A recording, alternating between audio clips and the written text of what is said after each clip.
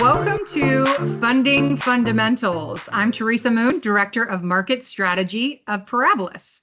We are the preeminent partnership for government contractors, providing holistic support that includes a line of credit to fund your growth.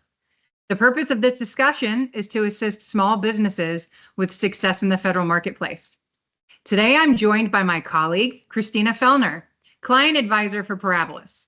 Krisztina is one of our resident experts in accounting and finance, and I've asked her to join us to discuss pertinent information necessary with regard to financial documentation and readiness when seeking the access to the capital you need not only to execute on your contracts, but to succeed long-term.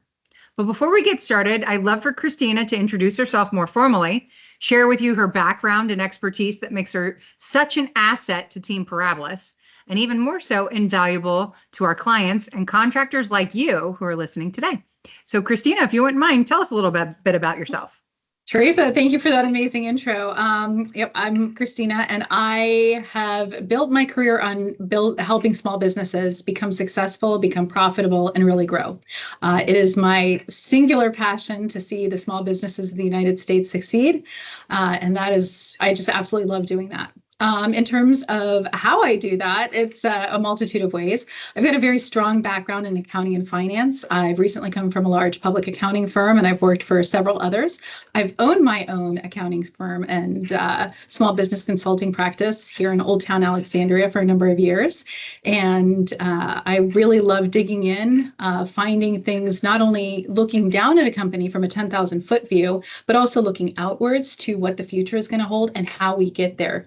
Actually implementing and developing measurable steps to obtain the success that you're really meant for. I mean, if you're listening to this, that's what you want. So exactly. So that is really what I do. I think it's super important to add to that the fact that you've actually been a business owner yourself actually adds to your expertise with regard to this, because you know what it's like to sit in that seat and to look at things from a different perspective. It's one thing to do someone else's bookkeeping and accounting, but it's something totally different to look at it from the business owner, to have it as your baby. And so I think that is great that you have both sides of it, because not everyone has that level of experience. So I love that. I did know that about you, but I wanted to highlight that to everyone else, how important that is. And that's why she's so invaluable to our clients. And so what I'd love to do is take a deep dive in, and we're going to talk with you about a couple of different topics.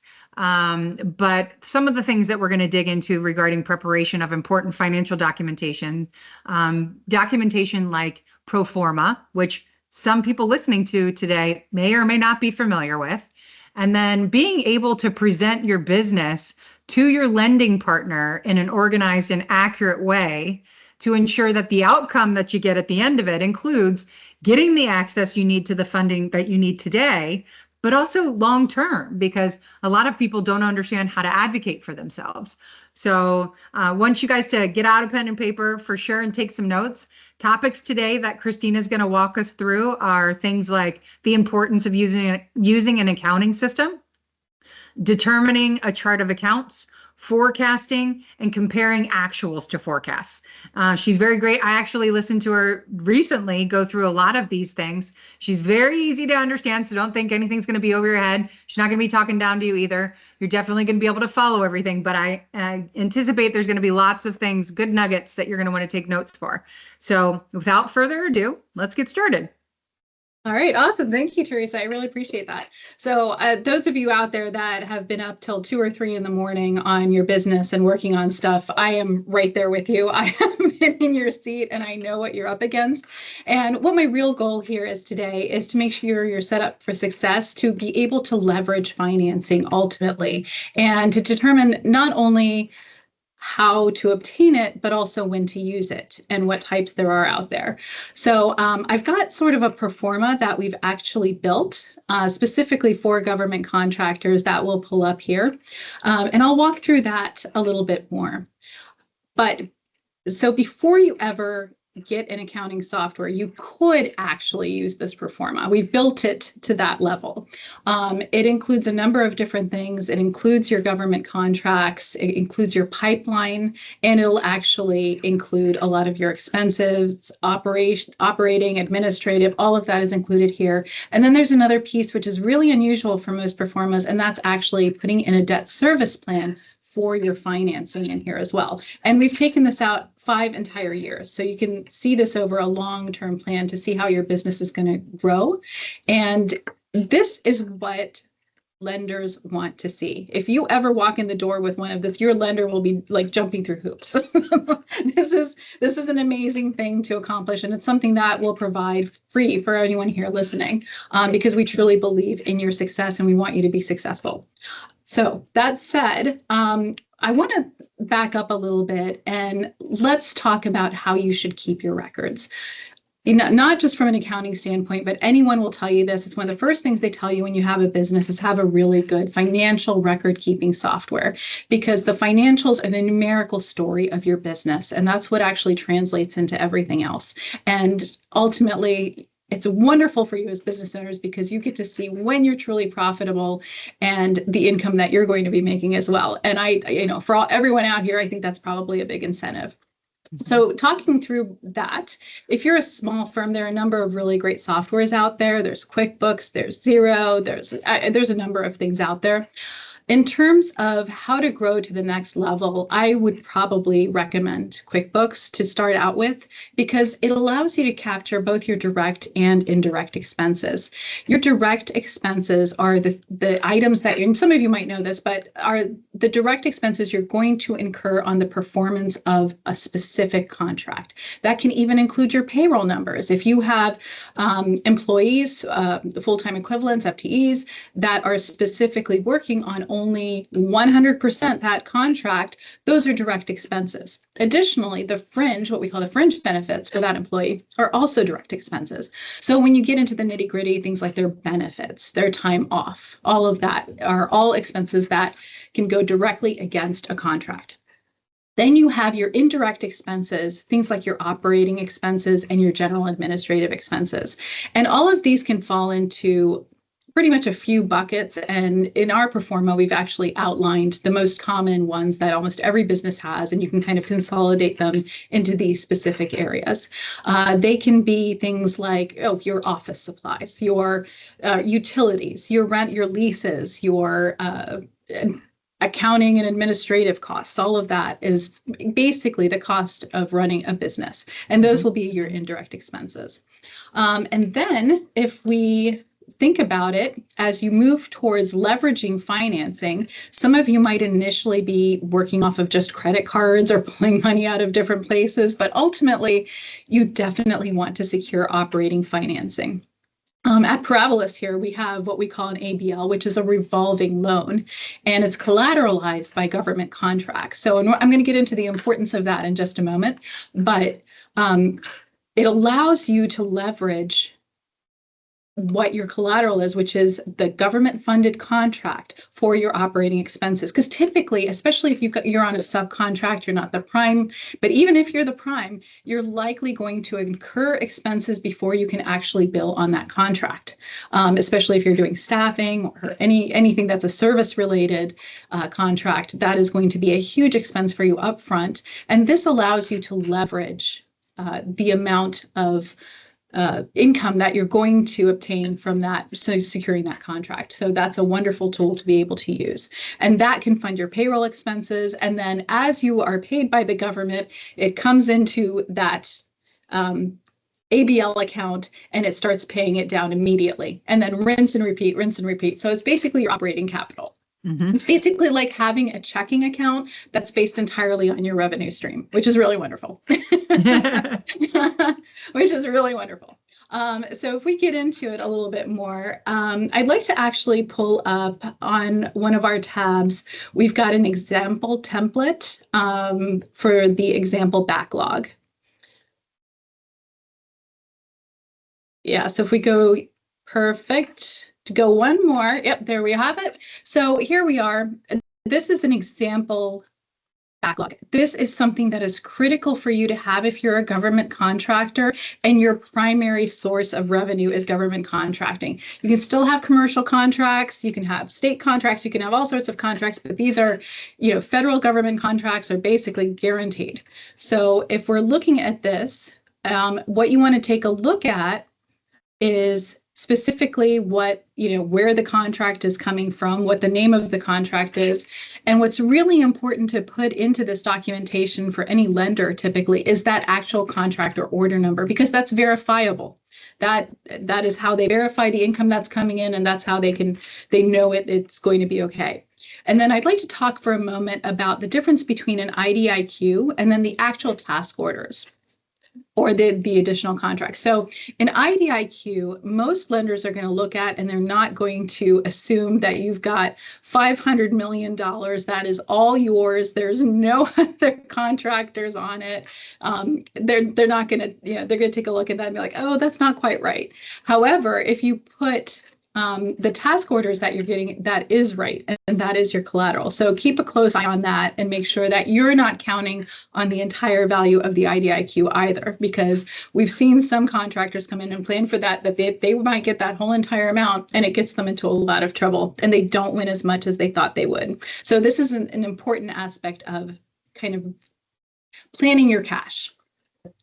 And then this is a wonderful template so that you can take a look and see, okay, well, what's actually been awarded, what's actually been funded on that contract, what have you billed on that contract to date, and what the backlog is.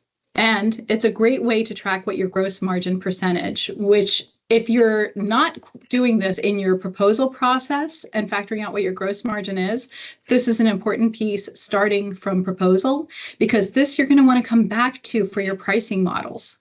If you see that your gross margin is moving too much and you're not accounting for things and you don't know why that is, come back to this and recalculate it. That's just a side note, but that's also really important as you move towards pricing. And then all of this gives you your total contract backlog, which is basically all the money you've got coming in. And then depending on what the time frame is, or the performance period for that contract, you'll be able to flesh out your future years, and if you think you're going to win any option years. So with that's regard, really I'm sorry to stop you there, just so I'm thinking off the top of my head in case someone might have a question on this, and something that I've heard people ask before as well. So the accuracy of this document to your lender is important, especially with regard to IDIQs, because you're not getting all $500 million of whatever is being pushed out. You're getting task orders within there. So when you have it filled out properly, you as the lender are receiving this. Why is this so important that we see? And you said it a little bit earlier, but I want you to reiterate it for people who are listening. This isn't a tedious homework assignment that your lender's asking you to provide. What are you looking for in this, Krisztina, and why is it so important? If I'm coming to you as a business owner, getting a line of credit from Parabilis, why does all this need to be correct? This is your guaranteed by law income. This we know, and we can guarantee this is your collateral. This, we're sure the government is going to pay you, and you have this incoming. You can count on this, which means that your lender can count on this. And I think that is the critical piece here. It's a great point, Teresa. Yeah. So I'd like to talk about too, like if you have an IDIQ and you're winning task orders and you're doing very well, and maybe you only have 2 or 3 other contractors on the IDIQ that you're working on, and you're kind of winning everything. I'd like to take a look and show you what happens and how a lender might possibly look at that if we go into the future pipeline backlog tab. So in this tab, for instance, you'll see, I don't have this fleshed out, it's not an example, but if we scroll to the right, what you would do here in your future pipeline is essentially go after everything you're bidding on and include the items on your IDIQ that you think you might win. And there's a couple of things that are really important here that we've added that the previous spreadsheet did not have. And that is your P win percent. what percentage of that work do you think you're going to win?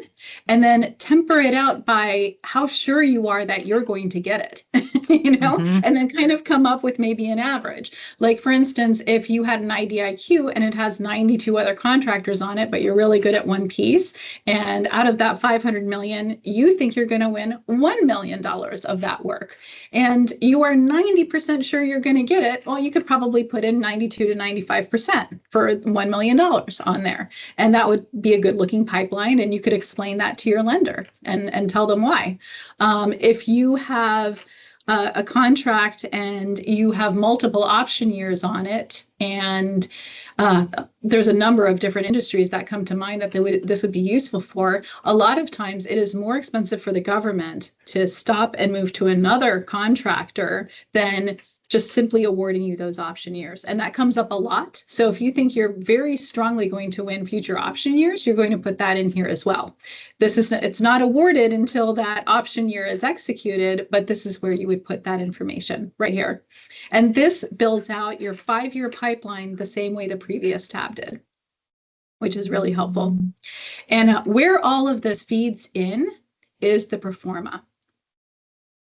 So if we move on to the Performa tab right here, and we're all the way up to the top, you can see that the current awarded contracts are going to come from your awarded contract backlog. Your pipeline estimates are going to come from your future pipeline. And then we've also added an area here for any of the commercial work that you're doing. If you have some commercial contracts that you have revenue for, any lender is going to want to see that as well. Mm-hmm. And then we get into the direct costs. So you can actually take a look and see how much each of these contracts is costing you, by contract. So you want to add all of these in. For instance, if it is a software you're using only for that contract, that's a direct cost. We just talked also about employees and FTEs. That is something you actually would want to put in here. And instead of putting it down in payroll when we get to that. So all of those items, those direct expenses, you're going to want to put in here for all of your contracts. And then the next thing we get to is your operating expenses. These are all of the expenses that it takes to just run your business. So these are the buckets I was talking about earlier. So we're talking about your advertising and marketing. If you have vehicles, like what is the maintenance cost on those? You are going to have legal, accounting, and professional services invoices. That's definitely a given at running a small business. So that's all in there. All of your office supplies, that's all in there. So all of this is your total operating expenses. And then we've got a sum line that takes all of your revenue, less all of your expenses, and that gets you to your EBITDA number, which is your earnings before interest, tax, depreciation, and amortization. Just a fancy stuff for before taxes. So EBITDA doesn't stand for as in a body part, it's an actual acronym? It is an actual accounting acronym. And this is basically your net profit or your gross profit, really, that you're looking at before all of the other expenses that we're going to talk to you about next. So obviously, if you've got equipment, if you've got buildings, you've got amortization, you've got depreciation, then you've also got taxes. There's no way around that. All of us pay taxes, so that's in there too. And then your interest expenses. So, and then obviously this is a Parabilis worksheet. So we've got our Parabilis expenses there. And then you've actually got your net income, and then you've also got a gross margin percentage. So that will tell you what your expenses to your income ratio actually is, which is a really great number to have as a business owner in the back of your head. Because as long as you're nicely in the positive there, that's looking good. So, and then the next. Can I ask you one thing real quick? Yeah. When we have contractors that come to us for assistance, what would you say are the percentage of them that have something similar to this on hand to provide to you when we start entering the onboarding process? That's a great question. Honestly, about 3%. Okay. So this is something that takes a lot of additional time during underwrite. So how that affects you as a business owner is if you're looking for cash quickly, this process will take you a lot longer, because if you don't have this ready when you walk through the door, any bank, any lending institution is going to ask you for this. They want to know what your 5-year plan is, and they want to see it actually measured out and actionable and obtainable. Is So this that's a why this form is so that they would important. have access to, or is this something that most people would not have heard of if they weren't already, producing these on their own? Is Mhm. this something that if someone is running their own business that they've heard of, or is this something that they could potentially be hearing about for the first time with us? I think it's something that you would definitely hear from a lending institution. They may call it different things. Mm-hmm. They might call it your 5-year plan, or your performance estimate, or there's a number of other names for it. But Mm-hmm. the performa is really, if you're looking at this is really all it is. You Okay. can Google it, you can find other versions of this, but we built this especially to not only function as something just for lenders, but also to be a living document for all of our business owners and our businesses, because this allows you, and we'll get into this in a moment, but this allows you to take what you budgeted and what you foresaw your business doing and actually start putting in the actual numbers for it month by month so that you can measure it. And you can make those business tweaks that are going to be really important for you to grow. Like we just talked about a little bit with your pricing and proposal strategy. This is Right. where you can put all of that and you can see the changes month to month. And you can save down, historical versions if you want. You can, make another tab of this and you can say, hey, if I won this, this, and this, what would everything look like? What would I need to do? And you can use it also to model out what you foresee in your business, or if before you commit to moving forward on something. Excellent. It's also meant, it's definitely also meant to be your debt service plan, because essentially how we built this, which is very unusual from how others would build this, is Mm-hmm. if I can put it in homeowner terms, this is basically if you paid off your car, paid off all of your credit cards, kept your house, and paid off only like the bad debt, right? So this is keeping everything good and getting rid of anything bad. And that's essentially what you see down there at the bottom is the debt service plan. So this is how you come out even, because when you have a loan, one of the things that you don't always see in the income statement when you run it out of your accounting software is you see it on the balance sheet, but that doesn't make sense to anybody to put those two together if you're not an accountant. Right. And most of you guys should not be accountants. You're doing amazing things and doing, going off and doing whatever your gifts are and, serving the government in the ways that you're doing that. So what we wanted to do is create a business owner dashboard that would show you, hey, this is what your debt is. You can't forget about it, because sometimes you Mm-hmm. forget about it because it's not in your profit and loss. You're not seeing it on a monthly income thing, but it's still out there. It's still sitting there. And this puts all of your credit cards in. If you have an auto loan or anything like that, you can see what the pay down is. So you can actually see what your real bottom line is. So I think that's what makes this one so special, Great. is it really gives you that insight. So now talking about like how to use this, so forget lending for a second, forget going after financing for a second. I want to dig into what you would want to do. You want to build it once the first time. And I'm not going to lie to you, it is brutal to build it for the first time. It's rough. It is very rough. And there's, for government contractors, there's not really another one out there that's this customizable that exists like freely and readily out there on the marketplace. So that's why I really wanted to provide this to everyone. But if you're taking a look month to month, you want to reconcile all of your accounts, you want to make sure you get all your customer payments and everything is in here. You want to take a look at all of this and then go back to it every single month. Like say on the 15th or the 20th of the following month, say, hey, how did we actually do last month? What Mm-hmm. was actually going on? Did I plan this right? And then you want to take this information and you want to take it back to even your proposals, and you want to take it to any of your future pricing, and you want to say, am I truly making money? Am I really profitable? And then think about all of the other things that might affect you as a business owner. Is the talent out there? If you have service contracts, the tariffs that are upcoming, how is that going to affect my business? You want to put all of those in. This document allows you to factor that out, which is really amazing. So you can take a look immediately at, hey, what was the past? And as it goes month to month, you're going to be able to see the trends. And then you're going to want to add all of those tweaks that you might see for future months as well. Mm-hmm. so that you have your finger on the pulse of everything that's happening with your company, and you can make quick changes very quickly. And a lot of it, so if you get into trouble, there's a lot of things you can do very quickly also, which is, I think, something that people don't always talk about. One of the first things is being able to cut expenses smartly. You want to take everything down to the bare essentials, what is absolutely necessary for your business. Typically, you'll have a lease. It's great if you're working from home, then you don't have that. But if you've got a lease or something, you're sort of locked in if you've got a commercial lease. So you want to make sure that that is taken care of, for instance. But there's a lot of things you can cut back on. You can cut back on your meals and entertainment. You can cut down on a lot of payroll costs if you have to. And I think this is the hardest thing for business owners to pivot on, because I think all of us have a lot of heart and, we care about the people that work for us.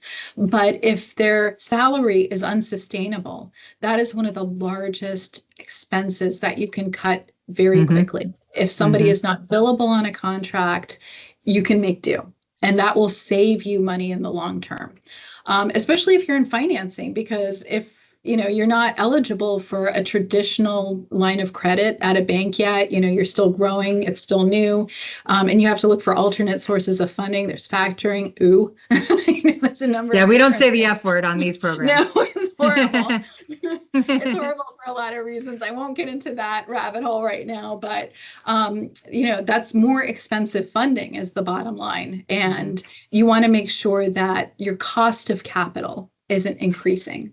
And by cost of capital, I mean, how much money does it cost you to borrow money, right? Which is also very important to know, because a lot of people don't. We talk to a lot of people on a regular basis that don't know how much they're actually paying for the money that they're borrowing. So that's super important. Yeah. I think this alone, being able to see this in its entirety, the fact that we provide instructions with it, the examples within the backlog, give you a template for the contract backlog itself, looking into it from, the being able to forecast.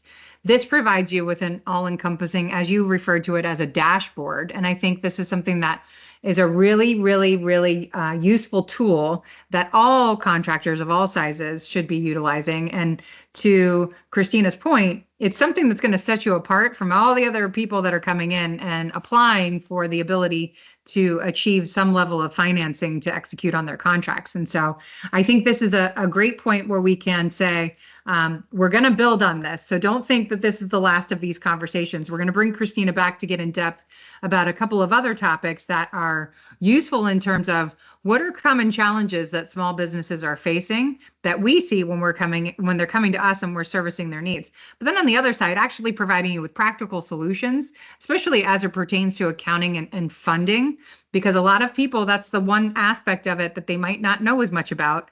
And the beauty of the team at Parabilis is that we provide you with a team like Krisztina and her team, who are assigned directly to you to help you make this pro forma what it needs to be in order to get what you need today and for long term. And so, I think you've done a really great job of going through each of the aspects of this dashboard. We are happy to provide this to you. We're going to be sending these out, and you're going to be able to connect with us and have access to every single one of these tabs, and also get access to Krisztina and her team. So if there's any ongoing questions that you have, this is what we're here for. We were, brought into the marketplace with the mission to serve the small business market, the growing market, in order to help you get from where you are today to the end goal. And I certainly appreciate your time, Krisztina. I know you're very, very busy. So being able to give us your insight and expertise all the way through to this level is phenomenal. And I can't wait for you to come back, because with everything, there's always something else that we don't know, and we can't do it all in one sitting. So we're going to have you back, and thank you. I'm very much looking forward to it. So thank you so much for being here with us. Thank you so much for having me. As you know, Teresa, this is my passion. So I'm just very grateful to everyone who's going to listen to this. Thank you very much for having me on. Absolutely. And to all of you that are listening, this is the first of many. So please stay tuned, and we hope to have you again back again sometime soon. Have a great day, my friends.